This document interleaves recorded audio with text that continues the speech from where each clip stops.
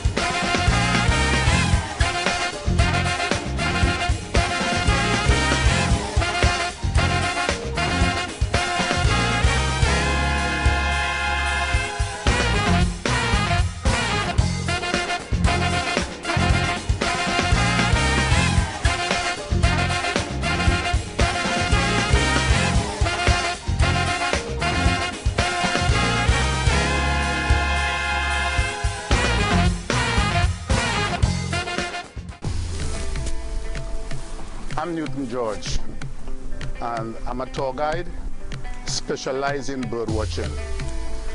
I really got into this thing through my dad, who was an ardent birder, and he was the custodian of Little Tobago. I started to do bird watching now as a career because of my love for these birds. And it has taken me to Africa, to Brazil, to Germany, to India. Bird watching is a part of the tourism industry, and tourism is all our thing. Welcome back. The construction of Cypress Villa was inspired by family. Two brothers decided to create identical villas next to each other to accommodate both their families together on holidays. Now, this was an exciting experience that they wanted to share with others, so they decided to rent the villas. Now this, a big story for the weather. No, it's not what you think. A spanking new meteorological services building was opened a few days ago in Tobago. Now this is a major development for the island. Let's get the details in our top story. It took a while, but Tobago finally got a dedicated home for the meteorological services for the island, and by extension the country. With this, the island can be better prepared for any weather-related disaster. The unit is also outfitted with the latest weather technology. Cabinet in September of 2007 agreed to the construction of a new meteorological services building at the A&R Robinson International Airport, adjacent to the Fire Services Department. And construction of this building began in February 2015 with a sod turning ceremony right here on this spot. Chief Secretary Orville London praised the central government for this investment in Tobago. He said now Tobago can be notified of any disaster in a timely fashion. I don't think any of us can undervalue the importance of this facility and the significance of this particular event. I think all of us in Tobago, in all small islands, recognize how very vulnerable we are to natural disasters. And therefore, anything that assists in ensuring that we have timely warning that will improve our disaster preparedness is something, of course, that has to be appreciated. According to Prime Minister Dr. Keith Rowley, despite the economy being up and down, The newly constructed Met Center will serve a great purpose for Tobago and the national economy, and so they are willing to continue to invest in the island. We are committed to making these kinds of investments in Tobago because the returns are going to be beneficial to Tobago and the national economy. This modern building is outfitted with the latest international ICT and smart technology which more than meets international standards. The building is located at Cromston Trace in Crown Point. I'm Kern De Freitas for Let's Talk Tobago. Cypress Villa was constructed in 2004 and it reflects a more traditional style. The owners were inspired by the cypress wood found throughout the residence, and so they named the property after the tree. Now, what lies beneath the ocean in the Rockley Bay Archaeological Research Project now gives a thrill to students from Tobago. The students have the opportunity of a lifetime as they work with professors and graduates from the United States. Here's more in this story. Students from Tobago will be able to explore the island's underwater treasures at Rockley Bay through the Tobago Subsea program. The program will enable them to work with professors and graduate students from the United States and the United Kingdom at the Rockley Bay Archaeological Site. Those remote-operated vehicles would go underwater. We would use it for two purposes. One, for the environmental program, where the ROVs, they would be built by students. These remote-operated vehicles would go underwater, and we could at least see all the debris in the Scarborough Harbor. We will also be able to see the cannons and whatever artifacts are being found. The program will also have an environmental aspect. Now, this will be done in collaboration with the Jane Goodall Institute's Roots and Shoots project. It will enable our young people to create practical solutions to problems such as water pollution. It is important that young people should learn that we should preserve the environment, particularly for tourism. We are a tourist-based industry here in Tobago, and if young people don't learn what aspects of what encourages tourism, then I can say for that there will be no future for us as an island. Another program is the Oceans and Technology, a Sea of Learning. This project will use GIS, a geographic information system that will map and display data related to the Scarborough Harbor. With this technology, marine archaeologists and students can see what's on the seabed and find other artifacts. The significance of this project in Tobago is not only historical, but future. The future of Tobago in terms of its the young people, careers. That is my whole design on this project, that young people can see this project not only for the archaeological aspect, but what can they contribute to Tobago. There's also the initiative to twin the Dutch city of Vlissingen with Scarborough. Now, Vlissingen is where the Horsey Groningen battleship originated. It sank in the 1677 battle for Tobago between the Netherlands and France. For more insight into the work being done by the Rockley Bay Archaeological Research Project, you can log on to www.tobagoshipwrecks.com. I'm Amadara Mills for Let's Talk Tobago. The warm home away from home feeling and location of the villa keeps guests coming back. Reviews from My Tobago indicate that visitors felt the comfort of home as they opened the door. They were happy with the location of the villa as it's in walking distance to the beaches and conveniences. Small can be powerful. Our next story has details about one small device created to help people access medical services directly from their homes. Here's more in this report. Staying active outdoors isn't always appealing for senior citizens, especially when they're facing health challenges. It's the same for some disabled people and others who are wary of a medical emergency. But in Tobago, there's a new portable pendant that's going to change this. It's a step up from the previous medical alert device, which could only be used via landline. In fact, it's designed to ensure those who are stuck at home can get out and about. Wherever the customer experiences difficulty, same case, one button. They press that one button down. Once the system activates, it sends GPS coordinates at that location. So we have plus or minus a radius of about 5 to 10 feet ability to locate that person. What if the user can't signal for help in an emergency? The new device has a feature for that too.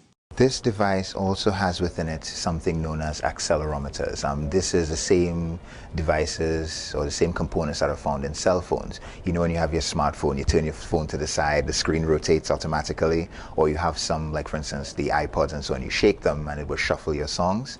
That same component is inside of here. It's used as a fall meter. So let's say the person were to have a fall, pass out unconscious, so they're not able to activate the device will activate itself and make that call out for help. The new device is part of the Emergency Medical Alert Program started in November 2012 under the Division of Finance and Enterprise Development. Clients can summon police, fire, and emergency health services via the 211 call center.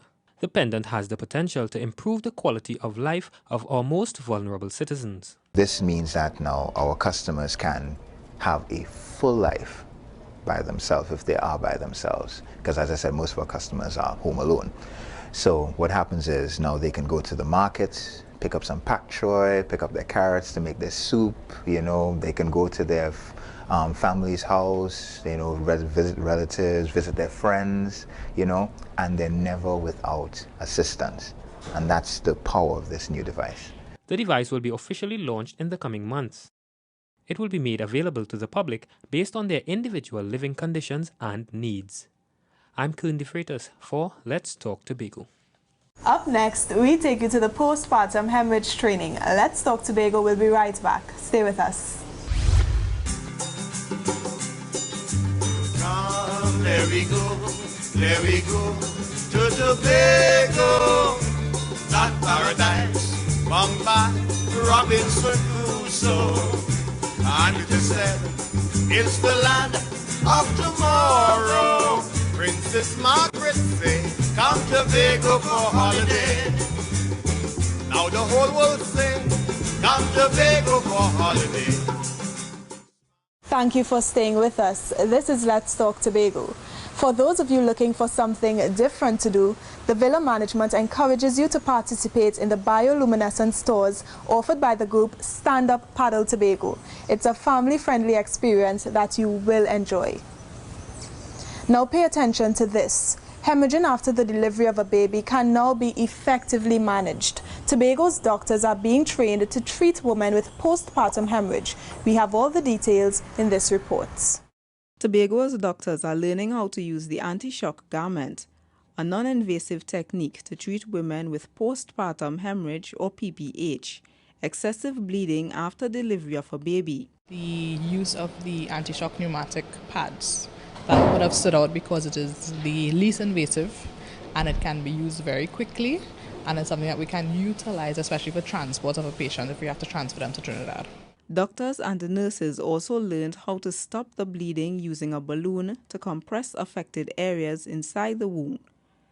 Now surgery is an option to be taken only after all other methods fail to stop the bleeding. So during the PPH training, maternity staff at the Scarborough General Hospital also practiced performing brace sutures, the most invasive procedure.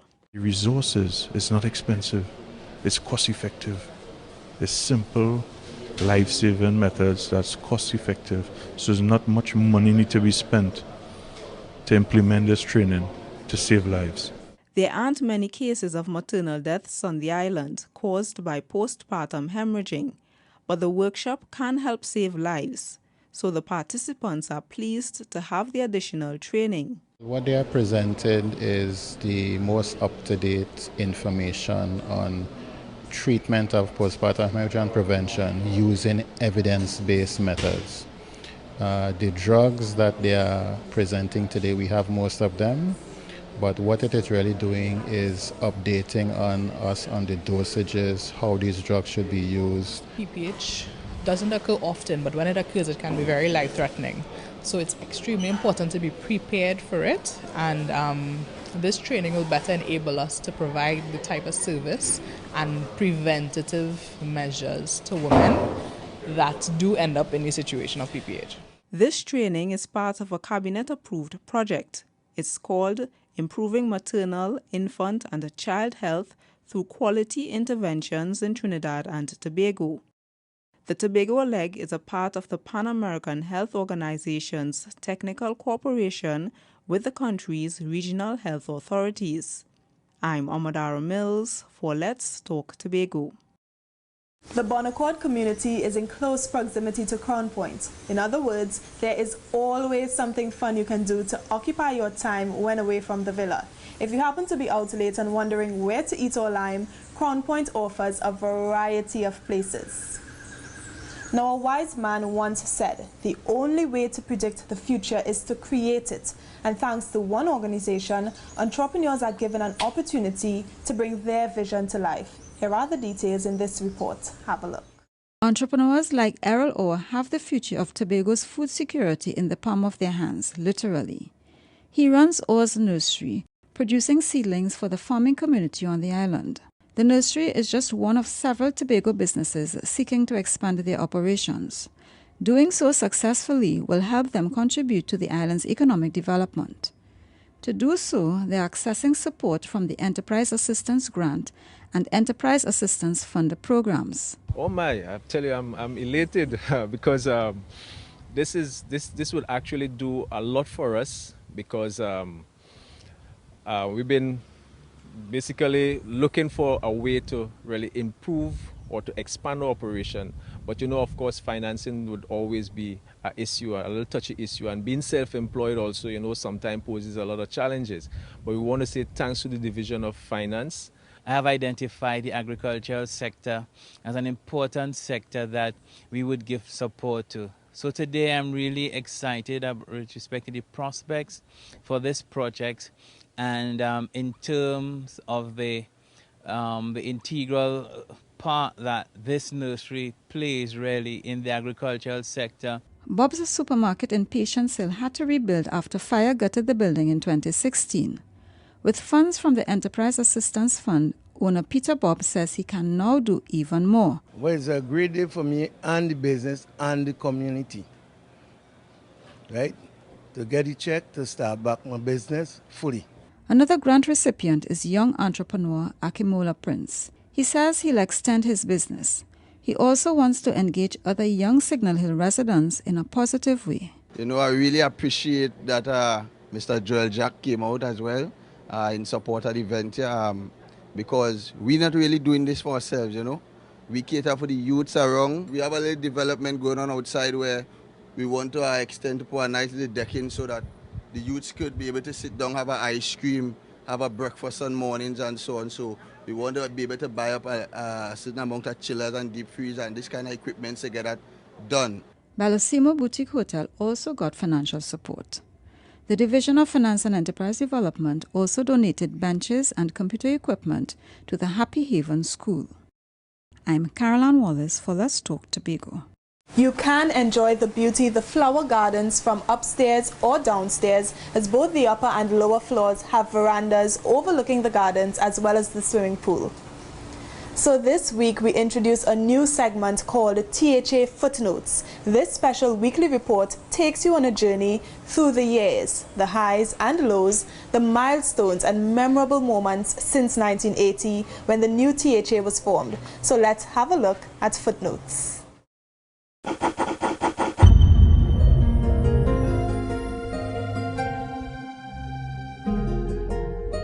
One year ago, these families finally got the keys to their own homes. For them, it was a significant milestone. The handover was also a sign of how much the island has changed in the last 4 decades. When the Tobago House of Assembly was established in 1980, there wasn't much in the way of public housing aside from a small development in Buku. Under A.N.R. Robinson, the THA's first chairman, the Assembly purchased the Roxborough estate. It was just the start for housing in Tobago. But with little development funding, it would be some time before those efforts bore fruit. During the 1990s, the THA continued its quest to provide homes for Tobagonians who couldn't afford it. Government farmland was acquired at Signal Hill. Change came in the early 2000s. With support from the Inter-American Development Bank, the IADB, housing development was accelerated. By 2005, 214 housing units were under construction at Blenheim, Roxborough and Castara, all by Tobago contractors. In recent years, development funding has been limited. Still, the Assembly has continued its drive to ensure those who need it most have access to housing. Last year alone, over 50 units were distributed. Leslie Ann Ellis, who had been renting for several years, finally received her keys. Very excited and elated. And a few months ago, the THA produced the first of a new model of cost-effective housing. While in the past or on our projects we produce units at a cost per square foot of about $600 plus, we're able to produce this unit at about $400. That represents a significant savings to the division. The time to completion, the contractor offered 3 months. I think the project was brought in 3 months and 1 week. There's also support for Tobagonians who need to repair their homes through subsidies and grants. In 2016, funding totaled $11.5 million. I appreciate the check from the Division of Labour and Settlements very much. The THA, thank them for it. Meanwhile, 116 service lots have been completed in Corland and 38 in Belgarden. These subsidized lots will be distributed for Tobagonians to construct their own homes. Today, over 6,000 Tobagonians are waiting for their chance to become homeowners. And due to the ongoing economic challenges, alternative funding mechanisms like public-private partnerships are being explored. This will ensure as many people as possible will realize a major dream, a home of their own. I'm Kern De Freitas for Let's Talk Tobago.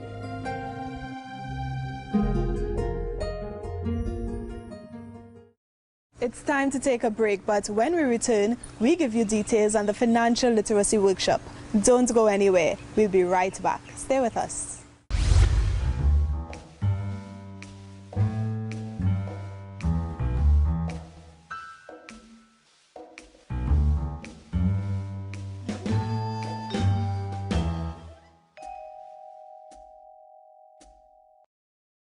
Welcome back. We're exploring Cypress Villa 194.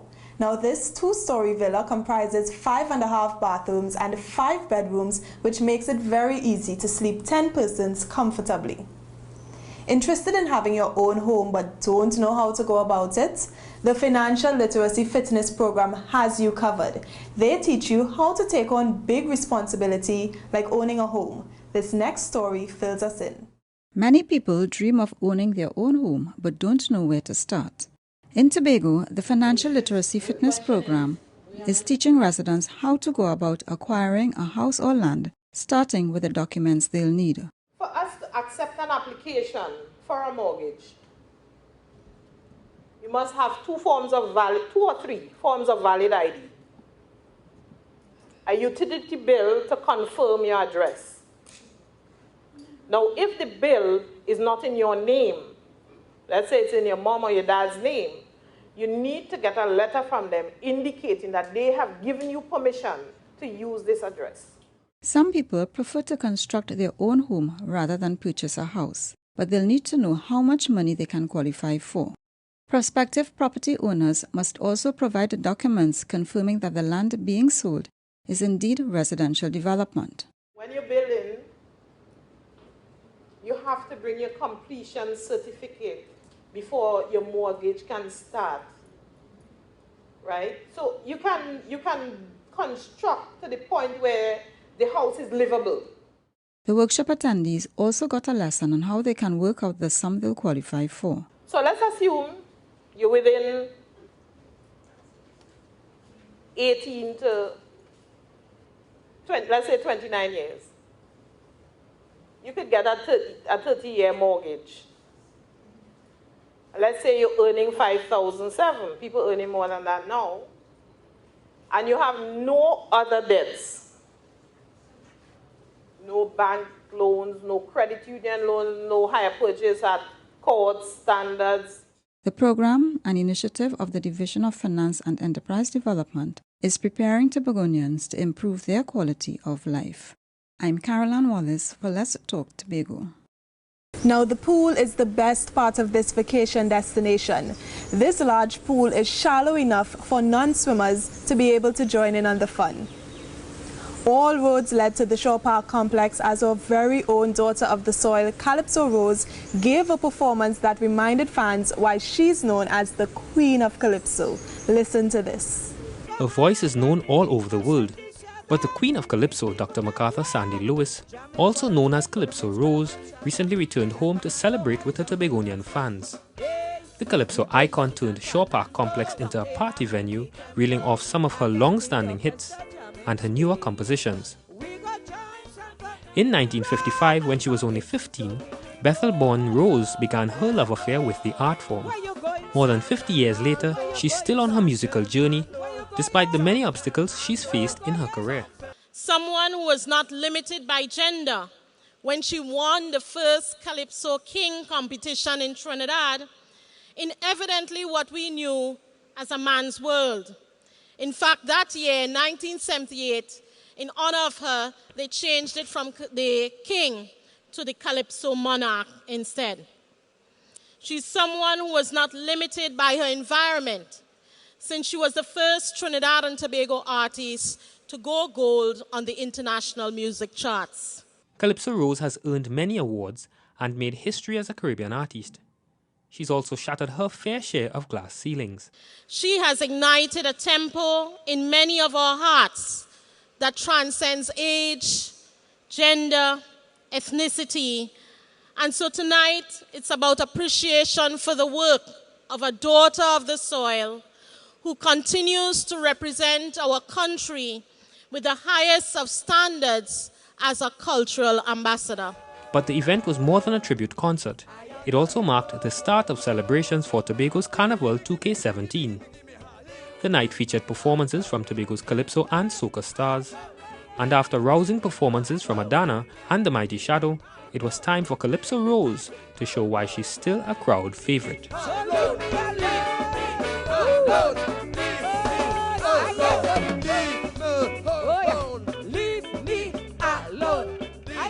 I'm Kern De Freitas for Let's Talk Tobago. And it's time to have Your Say, the segment of our program where we hear what you, the viewers, have to say. So today we're asking, why is volunteering important? While you think about it, let's take a look at who had their say this week.